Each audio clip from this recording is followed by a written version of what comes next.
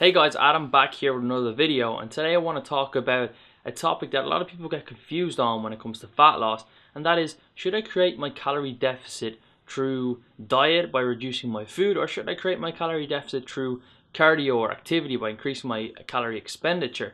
And that's something that a lot of people aren't sure of, and when they make plateaus or they hit plateaus, they don't know what to do. Should they reduce their food or should they increase their output? Now, there are advocates to both. Some people think that cardio kills gains and you should create a calorie deficit only through diet.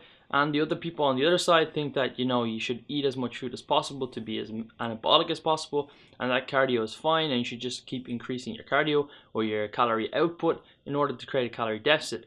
But I never really like to think in terms of black or white, and there are pros and cons to both sides. Now, if we look at diet only and creating calorie deficit through diet only, what are the disadvantages of that?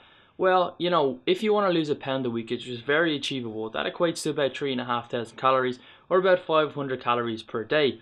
Now, at the start of your diet, creating a 500 calorie deficit through food only is very, very manageable, and you're not going to notice that very much. But what happens when it's like 5, 10, 15 weeks into your diet and you've hit multiple plateaus? How are you going to break through those plateaus? The only way to do it, if you're doing it through diet only, is to reduce food even more. And that means that you're going to be hungrier and hungrier and hungrier. And if you've been hungry every single day by dieting before, you'll know that's not a very nice experience. That then leads into a problem called food focus, and all you ever think about is food. When you're eating food, you're the only time that you're happy. So after you've eaten food, all you can think about is eating more food or the next time you're going to eat.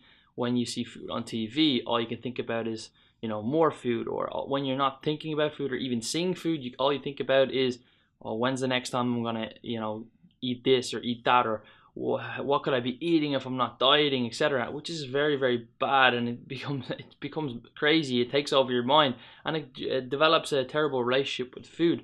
So that's one of the major downsides of creating calorie deficit through food only. The next one is that your energy is going to be lacking a lot. So if you want to maintain as much lean mass as possible, you want to have energy for when you go into the gym and lift weights. Now, if you're like 10 weeks into your diet and your calories are quite low because you're not doing any cardio, your energy is going to be terrible. You probably have a terrible mood. You're going to be dragging your feet around the place. You're going to want to relax all the time. You're not going to want to push the weights very heavy, and your performance in the gym is going to tank. That means that your muscles not necessarily going to stick around for long if you're not lifting heavy weights or lifting as much volume as you're used to. Now, when it comes to cardio only, or doing your calorie, making your calorie deficit through cardio only, there are also some negatives to that. And the first one is time constraints. Now, if you want to do like a 500 calorie deficit per day through cardio only, that's going to be about 40 to 60 minutes of low to medium intensity cardio, which is fine at the start of the diet. But what happens again when you hit the plateaus 5, 10, 15 weeks in? You're going to have to increase that to maybe 1 hour and a half, 2 hours, 3 hours. Who has like 3 hours extra in your day to do cardio on top of weight? Because you probably have other priorities in life, work, your kids, your family, other hobbies, etc. And then it comes to the next one, which is going to be interference. Now, when you start doing a lot more cardio, you have this problem called interference, which is basically your body adapting to the cardio. You become more of an endurance athlete than you do a weightlifter, and your body's going to start looking like an endurance athlete. You're going to lose a bit more muscle, and that's why you want to try and keep cardio to a minimal amount as possible. Now, that doesn't mean that all cardio is going to make you look like a swimmer or a runner, but doing tons and tons of cardio is not going to be good for your physique long term if your goal is to be aesthetic and maintain as much lean mass as possible. Now, if you're doing sport, that's completely different, and your goal is to be better at that sport and not to be, a bodybuilder or some sort of physique athlete, or, to look ripped on the beach. Another problem with doing cardio only is that it takes time to recover from the cardio. Whether you're doing like medium intensity, low intensity, or high intensity cardio, it's still a form of exercise. So when you're doing cardio, you need to factor in that there's going to be time where you need to take off, recover, let your body recuperate in order to go and hit the weight sessions again and be able to perform in them optimally. So, we often give ourselves a lot of time to rest, and we factor in rest into our weight training sessions.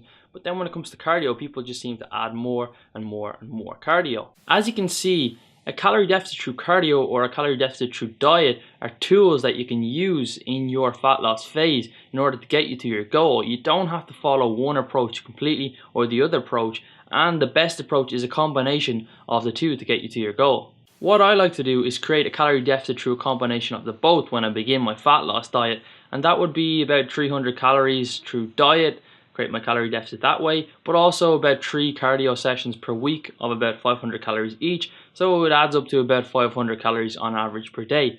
After that, then I would add a little bit more cardio, reduce my calories a little bit more, but I'll be never doing way too much cardio or eating hardly any food, because I don't want to be eating like a bird at the end of my diet, nor do I want to be like an endurance athlete where I'm doing several hours of cardio per day. So combination of the both is the best approach, and even as you get further and further into your diet and you plateau, you just incrementally increase both at the same time, which is the approach that I like to do. What I like to think of it is, you should have about 80% of your calorie deficit throughout the week through diet and about 20% through cardio. And a good rule of thumb is not to do more cardio than you do weights. Now what I mean by that is, if you're doing like 4 to 5 hours of weightlifting per week, you don't really want to be doing any more than 4 to 5 hours of cardio per week, because at the end of the day you want to be a weightlifter and look like a weightlifter and not like a runner. If you like this video, leave a thumbs up, leave a comment, or if you have any questions at all about cardio or creating calorie deficit, just leave it in the comments below. Okay, until next time, thanks.